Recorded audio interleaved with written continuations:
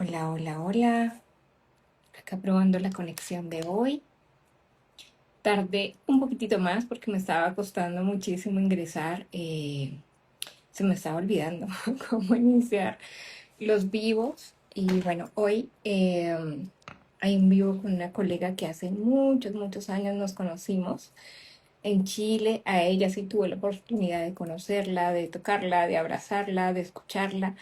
Y desde ese entonces hasta ahora hemos seguido en contacto. Espero que tengamos un vivo en el que ustedes también puedan ir comentando, dejando sus preguntas, que seamos supremamente respetuosos y que cuando no sepamos algo, pues consultemos sobre ello.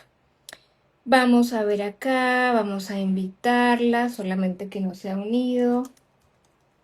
Vamos a esperarla que se nos una. Y bueno, mientras tanto, les voy a invitar a que me vayan contando desde dónde nos están viendo. Em, desde donde nos escuchan y que sepan que pues estos espacios no son sencillos de hacer. La exposición a mí no es lo que más me agrada, pero realmente lo hago muy motivada en poder hacer activismo de esos temas tan necesarios para tratar. Bueno, acá la tenemos ya. Vamos a invitarla.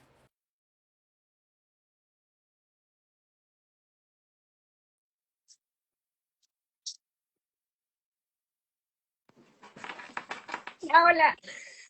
Hola. Qué lindo poder volver a verte después de tantos años, ¿no? Así es, desde el 2019 que no nos veíamos.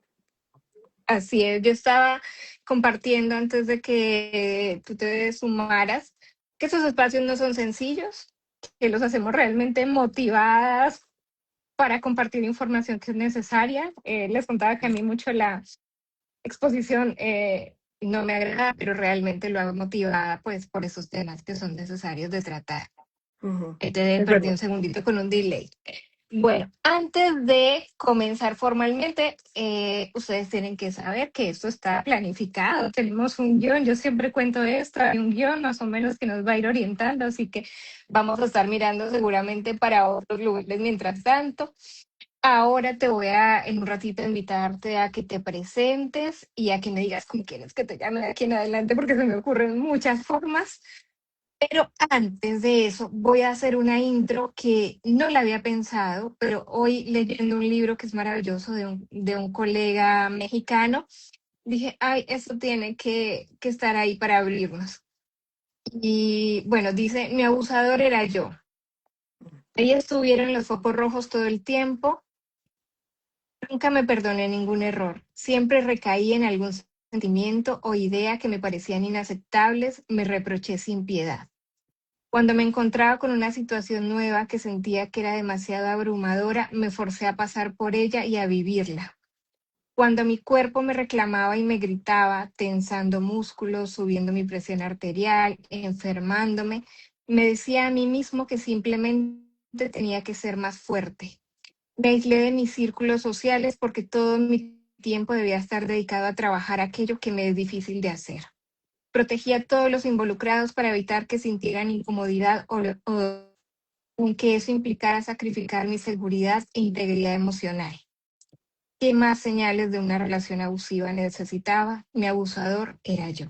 Mm. Esto es parte de un libro que está en la cuenta de Gotitas de Poliamor, lo hace el colega que dirige esta cuenta.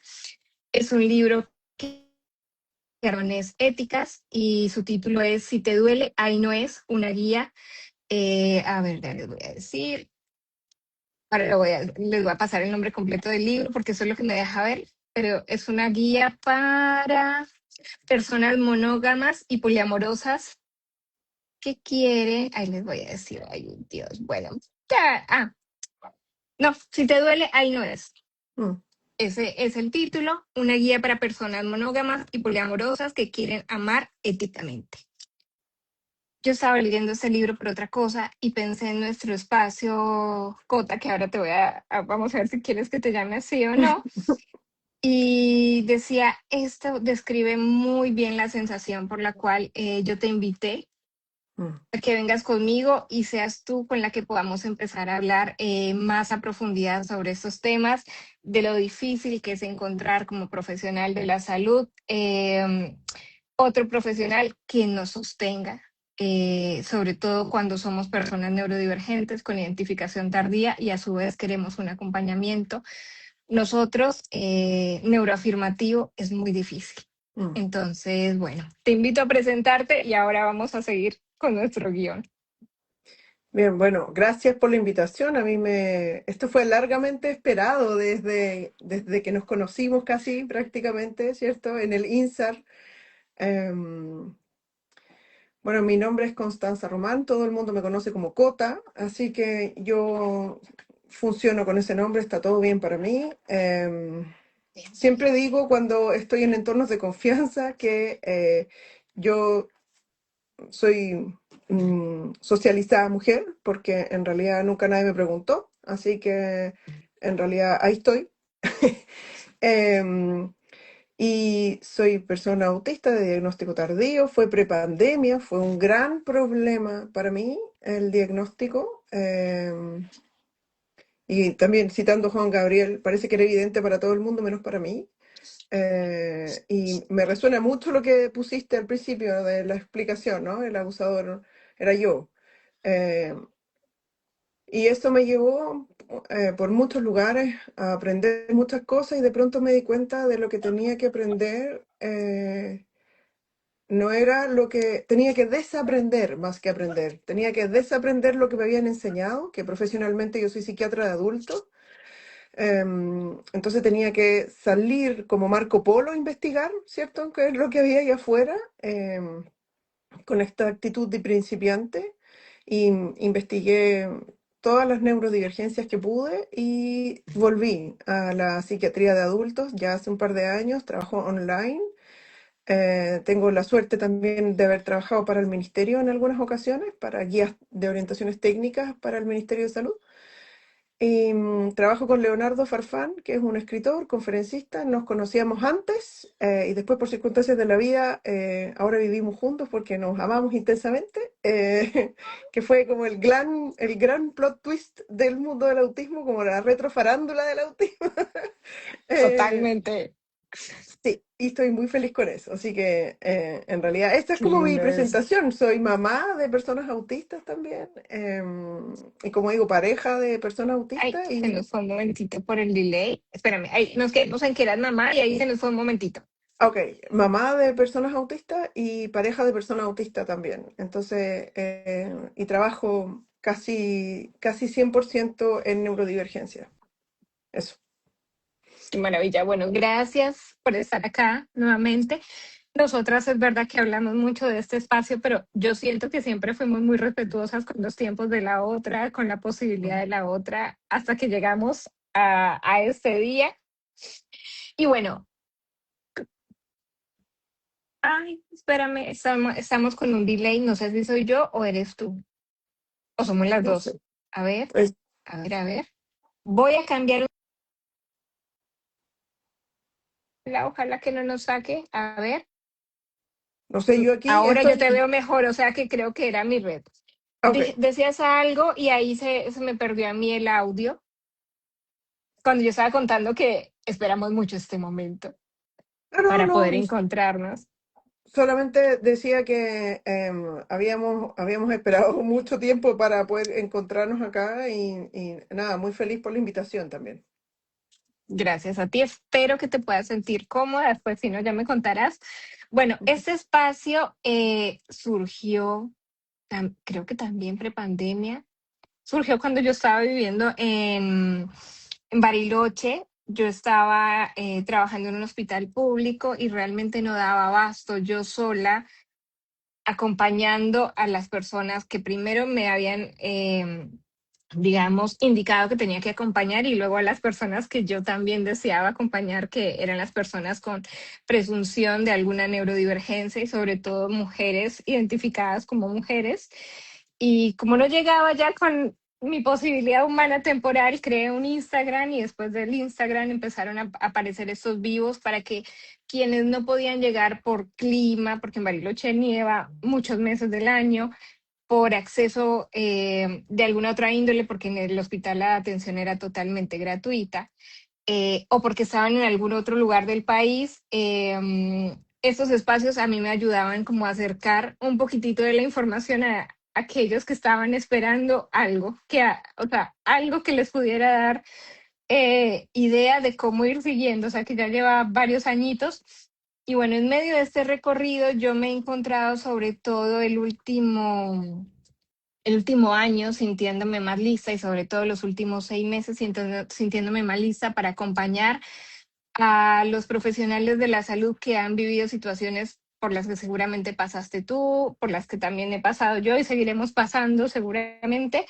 Y por eso quiero que a la luz de un cafecito, yo en realidad tengo té porque por la hora de acá si no, no voy a poder dormir.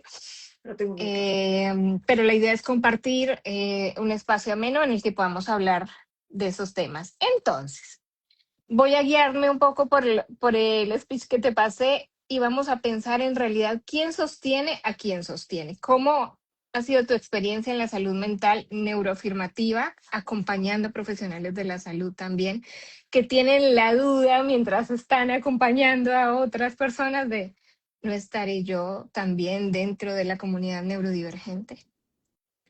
Bueno, es muy interesante esto porque se tiende a pensar que las personas neurodivergentes, estoy pensando en altas capacidades, autismo y TDAH, por ejemplo, de identificación tardía o de diagnóstico tardío, en realidad no se dedican a labores de cuidado y eso no es tan cierto y podríamos, yo insisto, hablar horas al respecto, pero también tiene que ver con esto de a ver, cuando uno está perdido, ¿cierto? Y tiene una inteligencia normal a superior, ¿cierto? Estoy pensando en altas capacidades, en TDAH, en autismo, que estoy pensando como en los neurotipos que pueden haber pasado desapercibidos a lo largo de la vida, tiende a querer estudiar o a investigar, es algo natural.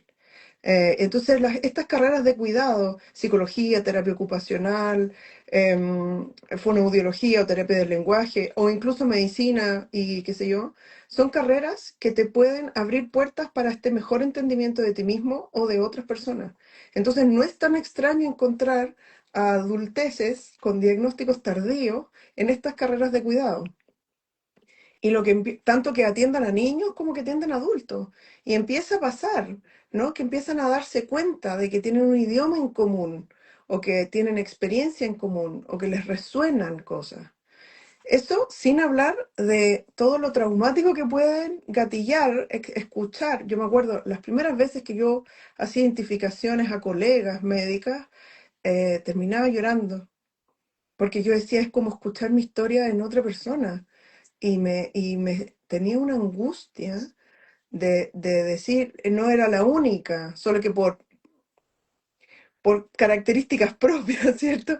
No me iba a juntar tanto con tantas personas en mi época universitaria, entonces no sabía que a otras personas les podían estar pasando lo mismo. Entonces, como decía, no es tan infrecuente que una persona que trabaja tanto con niñeces autistas, ¿cierto? Con adolescencia, o con infancias autistas o con adulteces, se empieza a sentir un poco como llamado, ¿no? Como identificado, o esta cosa como de decir, oye, a mí también me pasaba esto, o empieza a leer o investigar y empieza a decir, ah, entonces no era normal, comillas, ¿cierto? Que es lo primero que uno se pregunta, dice, entonces Total, no era normal esto, ¿ah? Y entonces empieza a ver como esta media disonancia cognitiva de decir, a ver, espérame, me están diciendo que es un trastorno según el DCM o qué sé yo, pero esto yo lo veo en mi familia, lo veo conmigo, de pronto lo veo con los hijos. Me parece absolutamente normal no querer que nadie te toque, por ejemplo, al contrario, ¿me entiendes? Entonces empieza a ver esta cosa em, que es como esta mezcla de incredulidad, ¿cierto? De estar mirando cosas que me pasan, pero al mismo tiempo estar mirándolas. Entonces, como, ¿y a quién le pregunto? ¿Ah? ¿Dónde confirmo estas teorías? Y eso es un momento de alta incertidumbre, que yo lo he visto como incluso en personas que se dedican a esto, es cuando más tengo que convencerlos, entre comillas, de que en sí. realidad sí, eso es cierto, lo que está viendo es cierto. Sí, totalmente, totalmente. Yo acá puedo compartir como algunas cosas, y es que cuando yo volví a Colombia, después de estar casi 15 años afuera, ya era innegable que no podía explicar mis diferencias culturales, mis diferencias en percibir el mundo por alguna otra razón. Ya no era que estaba en otro país y no hablaba como las personas de ese país, o que Mm, estaba intentando entender las normas sociales de ese país y por eso era como que no entiendes todo, entonces no pasa nada. Y también me ocurrió a nivel académico de abandonar incluso en la última instancia posgrados por decir, pero esto está bien, pero yo no lo veo la posibilidad de aplicar esto con las personas que estoy trabajando. Es mm. más, para mí misma no tiene sentido, como por ejemplo terapias de exposición para la ansiedad y hablar de la efectividad y decir no, es que no lo veo. Entonces, en este proceso, por lo menos cuando yo lo viví, recuerdo que pensar en qué profesional me puede acompañar en esto era muy difícil porque yo me dedico básicamente a lo que es la identificación porque es uno de mis intereses profundos. Y ahí empiezan a sonar cosas, Cota, como, ¿y ahora qué hago? Porque los instrumentos, pues ya los conozco. Mm, ¿Ahora qué hago? Porque a los colegas más o menos del entorno ya los conozco. A estos colegas yo les he dicho, mira, yo creo que, y los colegas me han respondido, no, no puede ser, o sea, no, eso no va a pasar, eso no es así, pero estaba con una angustia impresionante, digo, ¿a quién voy a poder confiarle desde la vulnerabilidad y mm, cuestionar mi capacitismo mm, interiorizado, que ahora vamos a hablar un poquito de eso, esto que yo creo que estoy viviendo como flashback, como tema traumático, una y otra vez, y me toca cuando trabajo, cuando no trabajo, todo el tiempo. Así que esto que dices es real y es verdad, yo lo he dicho sobre todo el último tiempo, yo creo que los profesionales de la salud tenemos un desafío mayor y que no está siendo registrado todavía, que es no solamente que tenemos el capacitismo social, sino un capacitismo interiorizado de nuestra academia. así es. Es muy frustrante eso que dices tú, porque me pasó mucho tiempo, ¿cierto? Que por el grupo de pares, ¿ah? Como los autistas adultos, era absolutamente, yo siempre digo la misma frase, como a lo Juan Gabriel, ¿no? Como que lo que era evidente no se pregunta. Y me acuerdo que el grupo de pares reconocía muy rápidamente las características, sin embargo, los colegas, psiquiatras, neurólogos, ¿cierto? La respuesta siempre era no. No, ¿cómo se te ocurre? No, no se puede. Me acuerdo que la psiquiatra de mi hija mayor, en un intento que hoy agradezco, pero que fue muy difícil para mí, me decía, mira, yo creo que tu hija tiene, en esa época, ¿sí? Estoy poniendo el contexto histórico igual, porque el contexto histórico sí importa. Me dijo, mira, yo creo que ella tiene un trastorno generalizado del desarrollo, pero hay un tema vincular contigo, me dijo, porque como tú eres Asperger, esto le debe costar a ella. Y yo estaba preguntando por mi hija, no estaba preguntando por mí. Y me llovió esta cosa sin yo querer ni saberlo ni preguntarlo. Y me acuerdo que a partir de ahí eh, fui mucho más consciente de mis dificultades o de mis desafíos y es como que los hubiese apretado mucho más, ¿me explico? Como que dije, no, Sí, esto no se puede escapar. Y me acuerdo porque revisaba las tablas de en ese entonces de coeficiente de empatía de Baron Cohen y yo puntuaba así, pero autista a nivel Dios, digo. Y yo decía, yo no puedo decir que tengo este puntaje en empatía porque yo me dedico a cuidar a otros. ¿Cómo le explico que en realidad sí soy empática? Decía yo. ¿Cómo le explico a alguien que en realidad a mí sí me duele el dolor de los demás? Lo que pasa es que de pronto no se nota.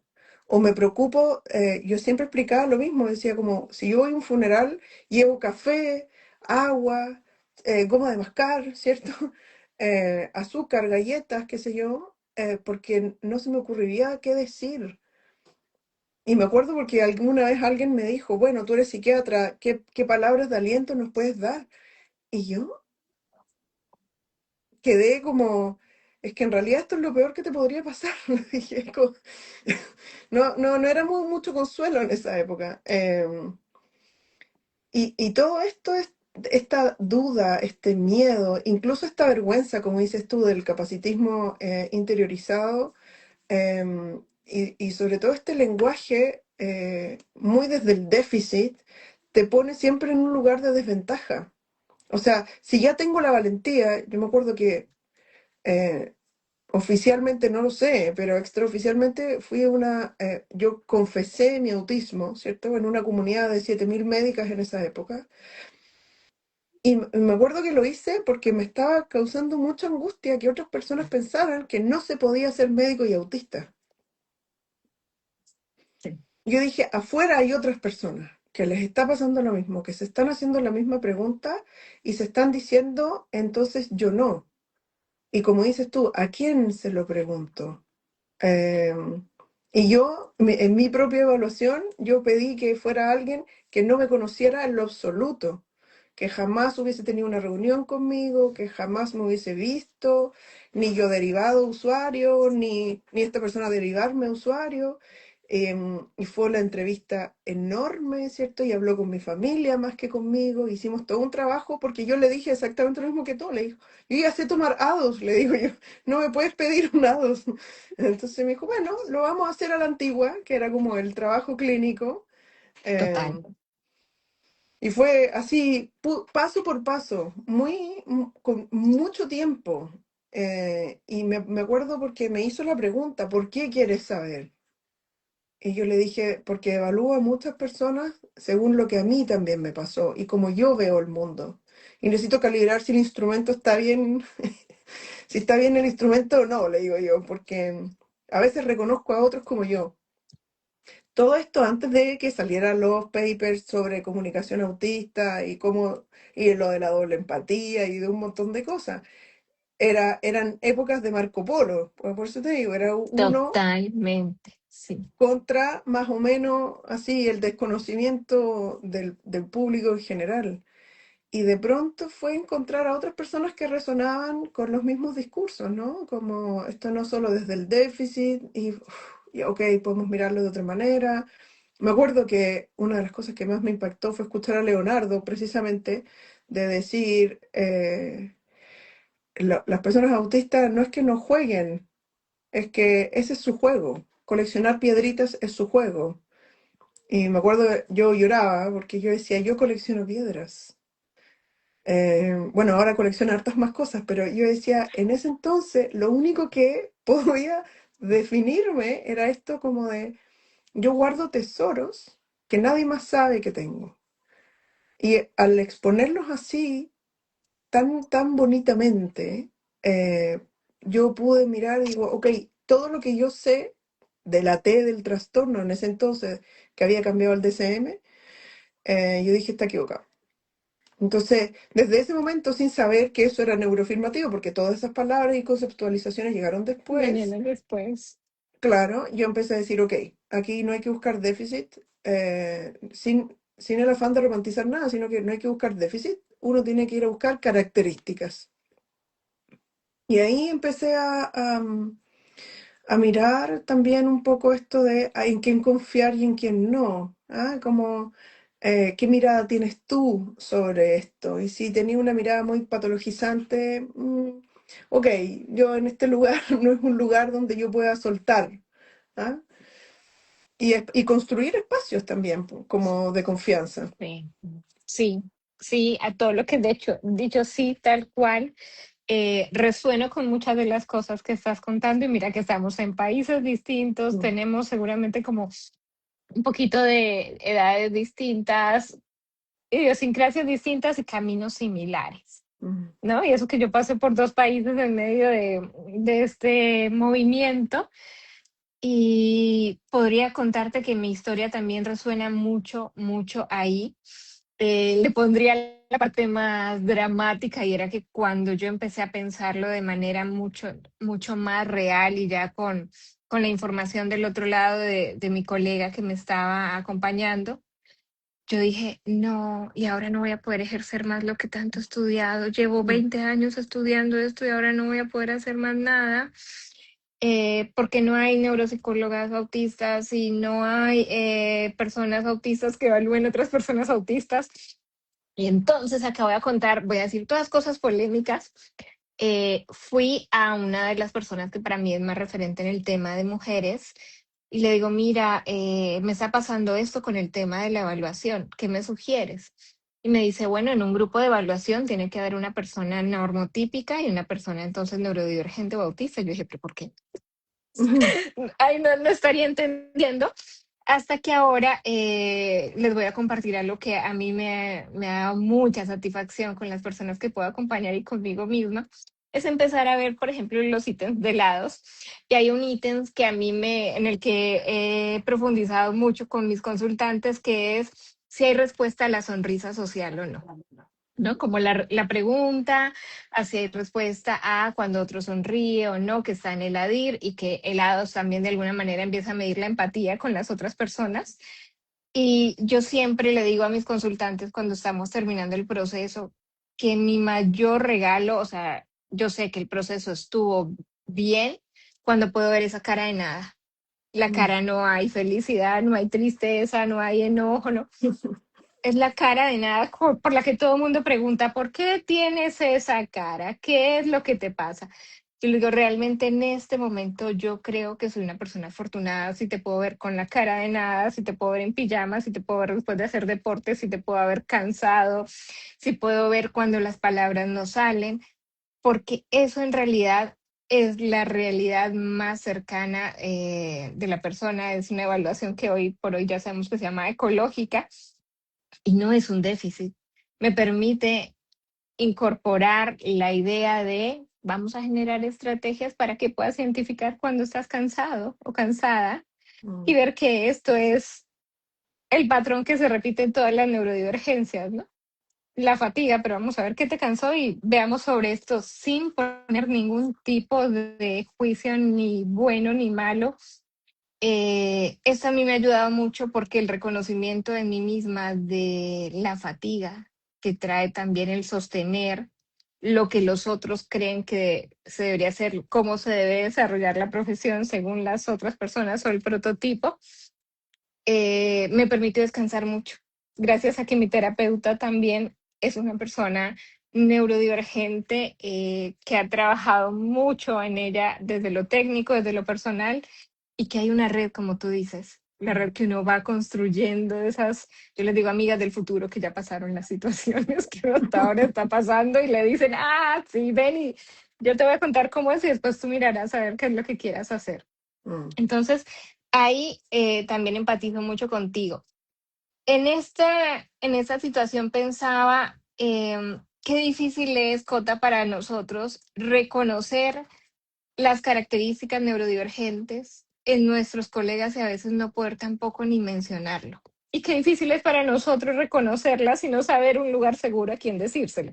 Voy a poner un ejemplo y ahí te voy a escuchar. Imagínate que hace una semana estaba dando un webinar donde mi colega le puso un título que me encantó, que se llamaba El elefante blanco en la sala, que era como algo Mm. que se comieron todos y no se dieron cuenta, ¿no? Entonces ella hizo una presentación maravillosa exponiéndolo de cuando el elefante es el usuario, el consultante. Y entonces ella mira mi presentación y dice, ay no, Karen, yo creo que nos vamos a superponer porque tú tienes los mismos términos con otro color de diapositivas. Y yo le dije, no, yo estoy segura que no, no te preocupes. No, que sí, no te preocupes que no. Cuando viene mi turno, vuelvo y tomo el mismo título que ya había puesto el elefante blanco. Y digo, ¿qué pasa cuando el elefante somos nosotros mismos? Mm. No solamente nuestro consultante y no nos estamos viendo. Estamos más desprotegidos, sin herramientas, sin instrumentos, sin personas desde la salud mental que nos puedan acompañar y Mm. Mira, callándonos esto. yo he visto en esas dos circunstancias o dos situaciones que pueden ser un poco complejas, ambas. En primera instancia, alguien que sobreempatiza, ¿no? Como propio de las características, y sobreempatiza y tiende si no ha resuelto su propio dolor o no ha resuelto su propio neurotipo, ¿cierto? Yo a veces digo que los diagnósticos, no, yo en realidad siempre digo, ¿sí? Que los diagnósticos son mapas, te dicen dónde estás y no dónde vas a llegar. Pero también es importante saber cuando uno tiene identificación y diagnóstico que el mapa esté bien hecho, ¿sí? Y el mapa bien hecho significa que el norte apunta efectivamente a donde está el norte. Porque si mi norte apunta a Punta Arenas, que es la última ciudad de Chile más o menos, yo voy a estar creyendo que estoy subiendo, ¿cierto?, en el mapa, cuando en realidad estoy bajando en el mapa. Y eso puede ser complejo porque si el terapeuta no se sabe autista o altas capacidades o de pronto TDAH, ¿cierto? Yo le digo TDAH a falta de otro nombre más bonito, pero Ujú. atención Atención divergente. divergente, vamos a pensarlo si quieres por ahí, sí. Claro, es que a mí como el tema de atención divergente no me resuena tanto porque no es un problema de atención, más bien de concentración, en fin, Sí. de control inhibitorio, pero en fin. Cuando el terapeuta no lo tiene resuelto, va a resonar con el otro de una manera que entre la transferencia y la contratransferencia, eso puede interferir en el proceso terapéutico. O sea, yo me puedo poner más maternal, ¿cierto? Y a tratar de acolchonar ciertas cosas para que el otro no viva cosas que yo viví, y eso pasa muchas veces cuando yo no lo tengo tan consciente, pero por otra parte me puedo volver viejo boomer, ¿cierto? De que le digo en mis tiempos, ¿ah? Esto no pasaba. Como, si yo puedo, todos pueden. Y eso también ser súper iatrogénico para la otra persona, porque Sí. yo puedo identificar que, claro, a mí me cuestan los ruidos, pero voy al desfile militar igual. Porque en mi época todos teníamos que ir al desfile, ¿me entiendes? Entonces, si yo no identifico cuál es mi propio mapa como terapeuta, mal puedo acompañar. Yo digo que los terapeutas y yo en particular, ¿no? Yo digo que yo soy la guía turística del infierno personal de otros, ¿sí? Y yo lo digo así, un poco en broma y un poco en serio, porque yo he entrado tantas veces al infierno que ya me lo sé de memoria, digo yo. Entonces, cuando uno no se conoce su propio infierno, mal puede acompañar. Y eso significa también tener una mirada compasiva de tus propias dificultades, de tus dolores, de todo lo que ha resultado no solo por el neurotipo, sino por tus circunstancias, por tu forma de crianza, por lo que elegiste, por lo que no elegiste y por lo que te pasó y cómo lo resolviste. Y si alguien te acompañó o no. Entonces, explicarlo todo desde el neurotipo tampoco ayuda, porque somos personas que incluyen un neurotipo. El neurotipo no es todo lo que eres. Yo siempre digo, ¿es una identidad? Sí, pero el peligro de que sea solo una identidad es que no lo explica todo. Compartimos muchas experiencias, sí, y explica muchas cosas, sí, pero no lo explica todo. Entonces, cuando el terapeuta no se sabe, o autista, o TDAH, o altas capacidades, puede cometer errores porque por una parte lo aprendió mal y lo está mirando mal, y por otra parte porque resuena con muchas cosas o rechaza muchas cosas que él o ella no tiene resuelto. Sí, tal cual. Mira que para complementarte eso que les estaba contando del elefante blanco en la sala, yo les pregunté a los colegas que estaban allí, que todos eran de distintos países, si al saberse neurodivergente lo compartirían o no con sus consultantes. Y eso es una pregunta que hago también mucho en los espacios de supervisión de, bueno, ¿le contarías o no a tu consultante? Y la mayoría, ese era un primer espacio de acercamiento y de aproximación a lo que estábamos viendo en ese momento, que es el autismo, más en mujeres. La mayoría respondía no, no, no, no, no, no, ¿por qué lo contaría? O sea, si estás deprimido,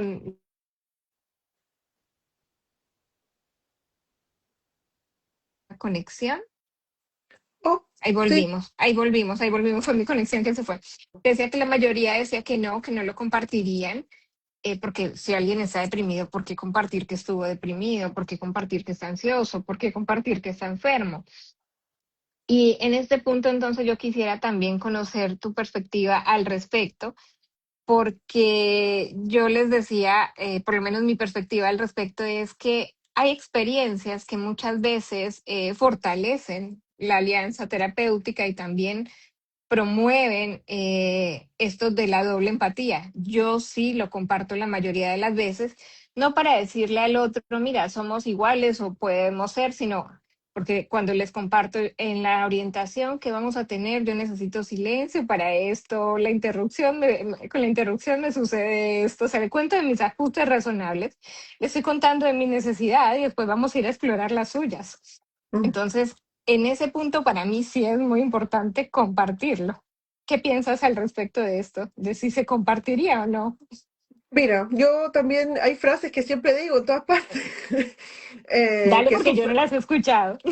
son frases muy mías que yo digo, así como los diagnósticos son como la ropa interior.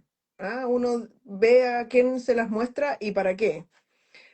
Porque a veces uno quiere mostrar ropa interior y otras veces no. Lo que me parece inaceptable es que alguien saque tu ropa interior y te los ponga arriba de la cabeza. Sí, Em, Cosa que a mí también me ha pasado, como que de pronto me sí. presentan y me dicen, hola, ella es la psiquiatra autista, y yo digo, ¿y tú qué características tienes, no? Ujú. Como yo no siempre escojo, o sea, no siempre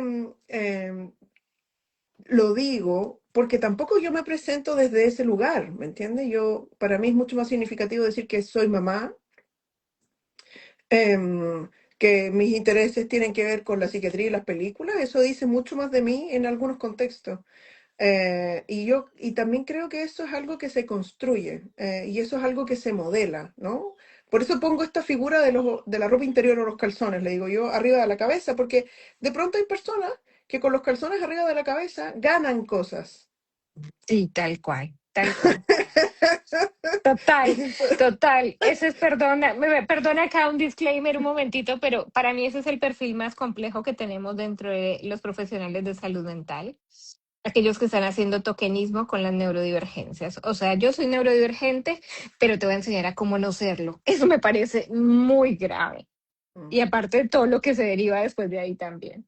totalmente de acuerdo. Y a mí me pasa que de pronto me da un poco de como, yo decía, hemos peleado tanto, y digo, hemos peleado porque llevo un montón de rato para que esto sea parte de la diversidad, y luego ya se diluyó, ¿no? Como una vez hablaba yo con una psicóloga, la Connie Miralles, que hablaba esto, me decía, Cota, esto es como lo que pasó con el movimiento hippie, ¿no? Se convirtió en marca y cuando se convirtió en marca perdió el poder político. Yo decía, no podemos permitir que el autismo y algunas otras neurodivergencias, ¿cierto? Que requieren apoyos variables a lo largo de la vida, porque además eso es lo difícil, que no es que te cases con un, comillas, nivel de apoyo, los niveles de apoyo van fluctuando a lo largo de la vida, no puede convertirse en algo baladí o algo como objeto, como producto de moda, ¿no? Entonces, Total, en, totalmente. en ese sentido, algunos contextos me parece que tendrían que ser como tener cuidado respecto de cómo lo menciono y para qué lo menciono. Pero en los contextos terapéuticos donde uno lo que está tratando de promover es un espacio bien tratante, confortable, ¿cierto? Donde además sabemos por experiencia que una persona que se va a evaluar entra desconfiada del contexto, entra enmascarando nivel Dios. Sí, Cuando me ven a mí, por ejemplo, jugar con el pato de goma, acá a mí con em, el tejido. ¿me entiendes?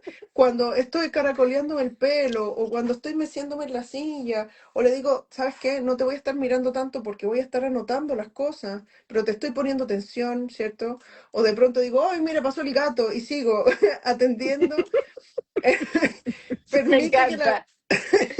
permite que la otra persona también relaje todo este nivel de enmascaramiento. Sí, Y también sí, permite totalmente.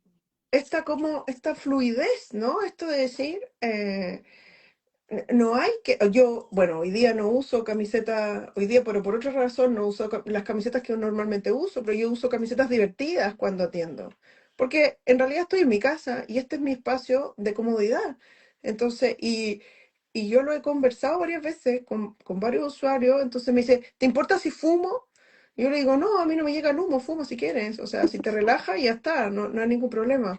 No sé, yo en lo personal ya no tengo complicaciones, además que se hizo súper mega público.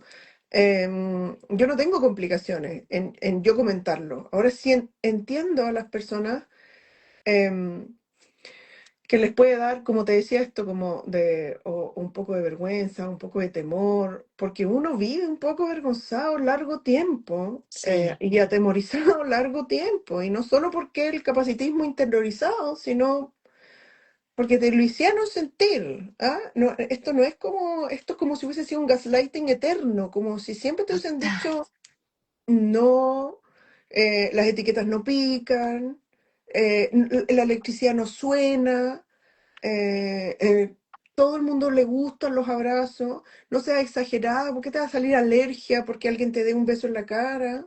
Em, Nadie le da, no sé, diarrea antes de una presentación, si ya tú has hecho 50. Y todo ese como gaslighting interno, ¿a quién se lo cuento? Si no es a alguien que haya vivido algo remotamente similar, ¿me entiendes? Entonces, si yo total. comparto un montón de experiencias mías personales, como te decía, como esta guía turística del infierno, yo a veces yo bromeo mucho con mis usuarios y de repente le digo, Qué oye, maravilla eso. 3 escaleras más abajo, ten cuidado, ¿ah? Porque hay un plátano ahí, la última vez que bajé. Entonces, es como, dice, como dices tú, uno le advierte, le digo, oye, este trabajo quizás no es un mejor trabajo para ti. Y no es porque sea capacitista, sino que es como, ¿sabes qué? Por autista vieja, le digo yo. No por autista, por vieja. Ah, porque Por vieja, sí, tal cual, tal cual. Mira que acá nos ponen un momentito un par de comentarios que me parece importante no perderlos, que el peligro de la neurodiversidad performativa, tal cual. Lo de sí, sale alergia, sí. Y algo que decías me hizo recordar, lo cual no es menor esto de que o sea, hay muchas características que son específicas de nuestros acompañamientos terapéuticos cuando están dados por profesionales con formación técnica adecuada y a su vez neurodivergentes, ¿no? O sea, es como que se tienen que dar varias cosas. Y acá te voy a hacer dos preguntas que pueden ser controversiales, que me excuso porque no estaban ahí en nuestra anticipación, pero las voy a poner y te reservarás el derecho de responderlas o no. La primera, yo siempre también en los grupos de supervisión con los colegas les pregunto si, ¿qué consideran? Que un consultante neurodivergente, ya sea de cualquiera de las neurodivergencias, estaría mejor acompañado por un profesional neurodivergente o por un profesional normotípico. Yo sé que para mí la respuesta no es dicotómica ni va por ahí, pero igualmente te la quiero compartir. Y lo otro, algo que decías del infierno, yo acá quiero acotar a cosa rápida y es, yo tengo la fortuna de acompañar a muchos profesionales de la salud, mayormente mental, en esos espacios de identificación formal. Y el otro día una consultante con la que tengo una onda impresionante me dice, yo quiero que me cuentes qué fue lo que te pasó a ti después del diagnóstico. Le digo, uy, no, en serio, ¿quieres esa historia? Es que yo no te quiero asustar. Y me dice, sí, cuéntame. Le dije, bueno, yo te voy a contar algunas partes, pero no te quiero asustar. Y yo le contaba que mi vida había cambiado 360 grados totalmente. Mm. Le dije, cambió la forma en la que trabajo, cambió cómo trabajo, cambiaron mis vínculos, cómo me vinculo, cambiaron mis rutinas, cómo las hago. Le dije, cambió la forma en la disposición familiar que tenía y en cómo la considero ahora, cambió la forma en la que estudio. Le dije, yo creo que cambió absolutamente todo y va a seguir cambiando, pero no quiero asustarte. Y me dice, ¿eso me va a pasar? Yo creo que cada uno va viviendo a su ritmo y a su tiempo la posidentificación y que es muy notorio, y acá viene la segunda pregunta para hacerte, si es muy notorio o no cuando un profesional de la salud que ha recibido la identificación de manera tardía hace o no hace el acompañamiento post-identificación. Uy, yo creo que sí. Ah, Eh, ok, voy a hacer una, siempre dale, digo dale, yo, dale. si saben cómo soy, ¿para qué me invitan? Pero Me encanta, me encanta. Yo me traje una eh, taza grande, así que aquí vamos a bueno, estar. en primera instancia, lo que preguntabas al principio, ¿cierto? Como, ¿qué tipo de terapia es mejor para el consultante? Bueno, eso lo define el consultante. Así igual que los bebés se vinculan mejor con algunos adultos que con otros, ¿cierto? Y como el sistema de apego lo tiene alguno desde el bebé hacia el adulto, ¿cierto? Es que siempre se pensó que era al revés, ¿no? Como que había que el adulto tenía que hacer tantas cosas para que el bebé enganchara y en realidad es el bebé quien engancha con el adulto si es que el adulto está disponible. Entonces yo creo que es como si es que el consultante no le importa que yo de pronto tenga que reagendar pacientes porque mis hijos están colapsados. Ahora, yo gran parte de lo he aprendido por el manejo de mis hijos, ¿no? Entonces, investigando para ellos, ¿no? Entonces, por supuesto que eso tiene un costo. Si es que al consultante no le importa si yo, no sé, en vez de demorarme un día y medio en el informe, me demoro un mes, porque de pronto puede ser más complejo. Claro, podría yo ser, o que tiene, engancha con mi sentido del humor y engancha con mi forma de hacer las cosas. Bien, será el mejor terapeuta, ¿sí?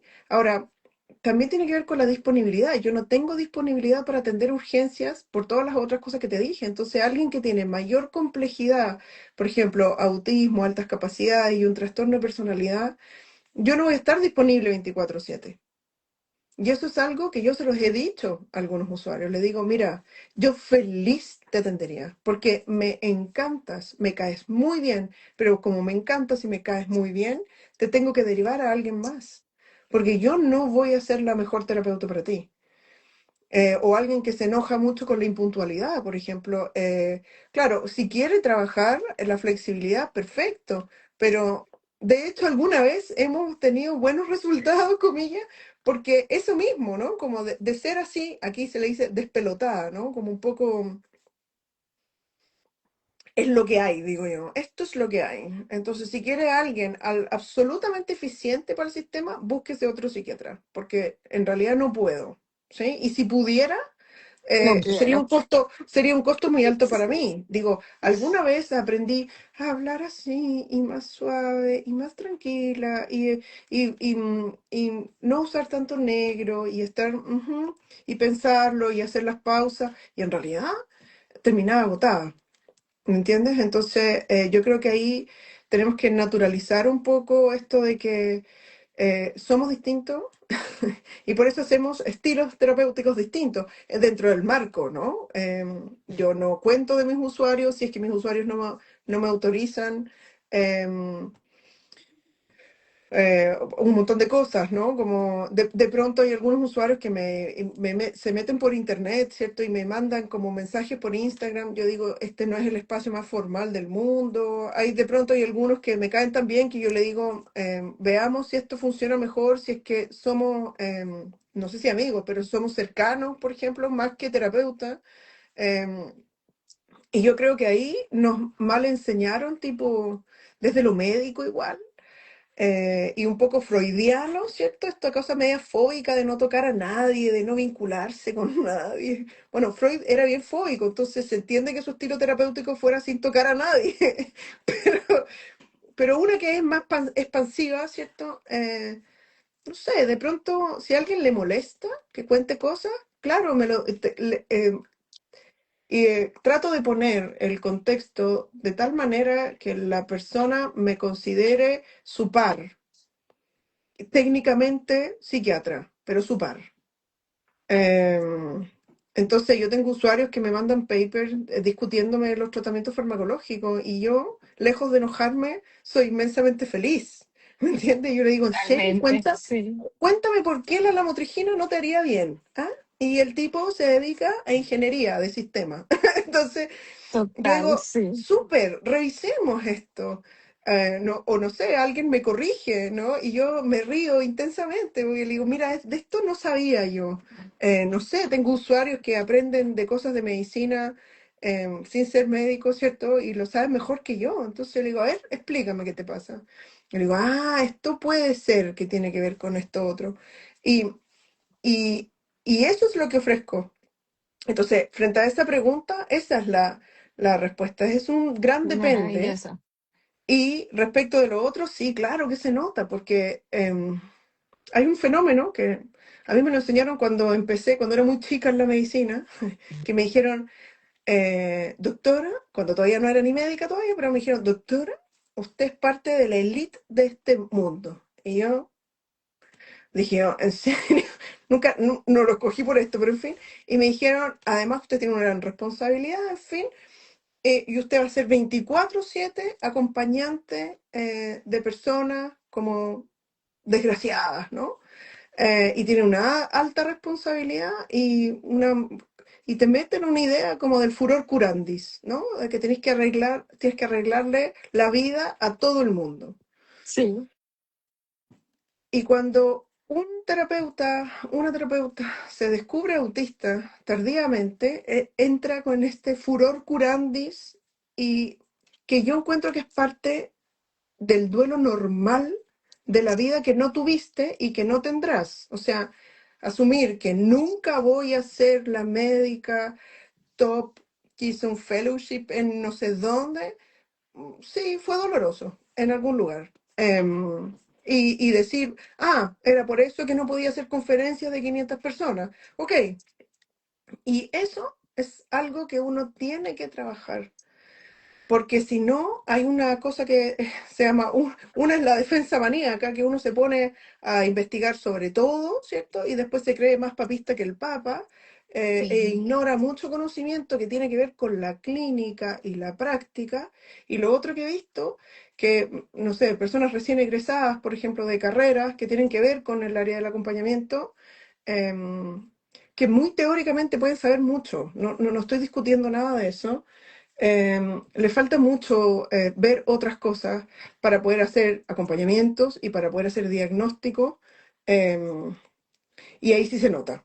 Se nota, y no lo estoy diciendo como boomer, lo estoy diciendo como una persona que me no es encanta. por la edad, sino porque tiene que ver con que el entusiasmo, este furor curandi, ¿cierto? Esto como Sí, reclama por tus derechos, que me parece perfecto, pero de pronto uno manda a inmolar a un par de usuarios a reclamarle por los ajustes razonables y los despiden. Y te quedas con toda esa frustración adentro cuando estás empezando.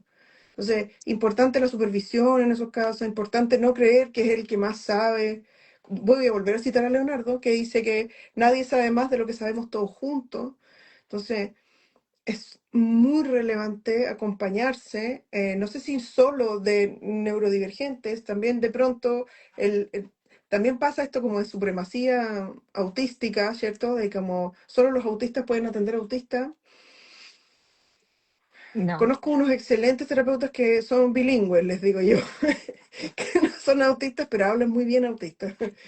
sí, sí, sí, sí, tal cual. Ahí, em, para mí es como este tema del respeto y la doble empatía juega un papel muy importante. Y yo esto lo saco un poquito del ámbito terapéutico y lo llevo a otros ámbitos de mi vida. Yo hago cerámica y voy a cada tanto también a jornadas de senderismo y yo ahí nunca me tuve que explicar. O sea, sí, cuando me preguntaron, pues conté, pero nunca me tuve que explicar, nunca tuve que decir, necesito esto, no necesito el otro, porque el ambiente es de total respeto. A todos se les pregunta qué necesita, cuál es su preferencia, si la música sí, si no, si hablamos, si no hablamos, este respeto por el ritmo de las otras personas. Y cada quien elige si ese es su grupo para estar o no. Eso de esa manera tan orgánica, yo digo, wow, ojalá así pudieran ser los espacios terapéuticos. Por eso hay una práctica que yo hago que me la han criticado mucho mis colegas, pero yo estoy muy convencida de esta práctica y es que yo siempre le pido a los usuarios, Cota, que después de cada encuentro, si tienen ganas, vayan y coloquen allá su feedback, hasta anónimo si quieren, lo pueden hacer anónimo. Yo les digo, y esto no es para mí, no es que si tiene, como dice doctoralia, 1 o 5 estrellitas, eso es para que la persona que lo lea sepa y puede imaginarse cómo es esa persona. Entonces, si dicen, Karen tiene una voz dulce y es empática, alguien que necesite la cosa rápida, eso no va conmigo, porque entonces ya Mm, sabe que voy a ir como muy a paso de tortuga para esa persona. sí. Entonces, les digo, eso es muy importante cuando alguien está investigando y también a mí me va a dar feedback de que sí y que no. Bueno, para ser muy juiciosa con el tiempo, volver a agradecerte este espacio, hacerte una pregunta final que sería, ¿qué mensaje dejaríamos a los colegas que necesitan hoy sostén y no saben a dónde acudir? Y antes de tu respuesta, mandarle un mensaje a Leonardo. Yo tuve el placer de conocerlo, él no se debe ni acordar de mí. Yo era de esas fanáticas que se acercaba cuando él iba con sus libros a otras ciudades y lo pude conocer en Buenos Aires. Tengo sus libros físicos acá en mi biblioteca, que fue lo único que viajó conmigo desde Argentina acá. No traía ropa, pero los libros venían seguro. Y siempre recuerdo muchas cosas que él compartía, así que saludarlo también. Y bueno, entonces, ¿qué mensaje final le dejaríamos a esos colegas que están escuchando y dicen, ay, por Dios, por fin alguien dijo lo que me está pasando, pero no sé por dónde empezar, no sé a dónde acudir, no sé qué hacer? Bueno, en primerísimo lugar, si estás cansado, cansada, agotado, no quieres escuchar más, te quieres dedicar a otra cosa, eso es perfectamente normal. Por todo lo que hablamos. Lo primero, uno tiene que normalizar que Mary Doherty habló del problema, y otras personas hablaron del problema de la triple empatía también, como hay una sociedad de médicos autistas internacionales que habla mucho de eso, que es como el cansancio, y el estar disponible 24/7. Hoy con la tecnología que hay, te llegan correos electrónicos a cualquier hora. Entonces, lo primerísimo es definir qué es lo que yo estoy dispuesta a dar. Y lo segundo es notar las señales de cansancio. Yo a veces digo esto como antes del burnout, ¿cierto? Que es como un choque catastrófico, uno tiene que escuchar como los vientos, los susurros antes del choque. Y eso puede ser el sentarse frente al computador o cuando uno va al trabajo diciendo, oh, no quiero, o mirar la lista de los usuarios y decir, oh, ojalá que esté bien, ¿cierto? Cuando uno empieza a tener esas señales, es señal de pedir ayuda. No esperar, no esperar a colapsar, porque recuperarse de un colapso hasta biológicamente es muy duro y es muy difícil. Eso en primero. En lo segundo, buscar grupos de apoyo, como los que te hagan sentido. Fuera, ojalá, idealmente, hacer actividades fuera de lo que tenga que ver con este burnout por compasión, como no tienes que ayudar a todo el mundo. Siempre hay que recordar que las cuatro formas de respuesta traumática, que es la huida, la pelea, el congelamiento, hay una cuarta que tiene que ver con esta hipercomplacencia. Y la hipercomplacencia es una respuesta traumática, no es un elemento de personalidad. Por lo tanto, hay que Sí. ponerle un ojo muy, así como muy encima a ser hipercomplaciente, sobre todo en personas autistas y sobre todo en personas socializadas, mujer autista, TDAH, altas capacidades. Me Tal perdonarán cual. todos los masculinos de este sector, pero en realidad eso tenemos cargas, sobrecargas, sobrecargas. Sí. Em, y eso, grupo de pares. Y supervisión es lo que corresponde. Grupo de pares, supervisión. Grupo de pares, supervisión. Grupo de pares puede ser en cualquier contexto, como senderismo, como pintura con diamantes, como pertenecer a alguna iglesia, lo que quieras. Y la supervisión tiene que ver con profesionales que tengan trayectoria, entrenados y disponibles. Sí, sí, sí, tal cual. Bueno, gracias por esto. Yo acá sumaría también como un granito y es, por lo menos para mí, en mi experiencia personal, la posidentificación ha sido como una canción de Camilo que dice de adentro hacia afuera. Mm, Mi lectura es que pasamos muchos años cuando llegamos de manera tardía de afuera hacia adentro. Cómo se hace afuera, cómo se saluda afuera, cómo se comporta afuera, cómo se hace esto afuera e intentando replicarlo. Y cuando nos enteramos de la neurodivergencia es como, ay, voy a ayudar a la gente afuera. Aparece el furor curandis y el altruismo, este falso altruismo de estoy ayudando afuera. Y en realidad, la primera persona que creo que en la que debemos trabajar y ese primer lugar seguro debemos ser nosotros mismos. mm. A mí eso que estoy contando no son palabras sueltas, me ha costado un montón entenderlo y lo sigo trabajando. es algo que intento también transmitirle a todas las personas con las que hablo de este tema, que lo difícil ha sido para mí ir de adentro hacia afuera, más allá Mm, de que afuera se tome como se tome lo que hay aquí adentro, y mm. la otra es unir la cabeza con el resto del cuerpo. Eso que tú decías de la fatiga, ¿no? Mira, Como yo me lo entender tatué de, porque se me muestra, olvidaba. muestra, muestra. Es un ¡Qué cerebro y un corazón. maravilla! Bueno, Porque se me olvidó tantas veces que me lo tatué, para que no se me olvide nunca más. Pero eso que decías, como hay mucho que tiene que ver con la compasión, y la gente cree que la compasión es la bondad, y la autocompasión también incluye una fiereza que es no. Y como dice uno de mis hijos, el tema de poner límites no es para el otro, es el límite para porque uno. hay algo que yo quiero cuidar de mí. Entonces, esto, ¿no? Esta sensación de decir, yo pues, me quiero, me acepto, y desde ahí puedo negociar con otro. Em, yo insisto, te agradezco enormemente esta posibilidad porque si no fue, yo hablo muy poco en redes sociales, tú Ay, sabes, gracias. y Lo solo hablo en sé. entornos seguros, así que muchas gracias por la invitación. Espero haber hecho honor y que este espacio se haya sentido seguro. Espero que sepas que este espacio es para ofrecer, o sea, tiene la misma filosofía con la que nació, simplemente ofrecer un espacio de información de temas que muchas veces no son hablados y yo creo que a veces con una información como esta uno no se da cuenta cuál vida puede estar salvando.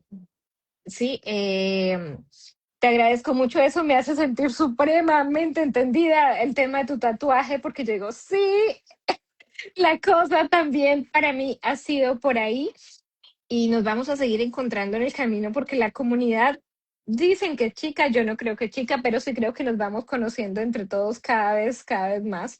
Así que un placer haberte tenido acá conmigo en este espacio y nos estaremos viendo en el camino. Sí, muchas gracias.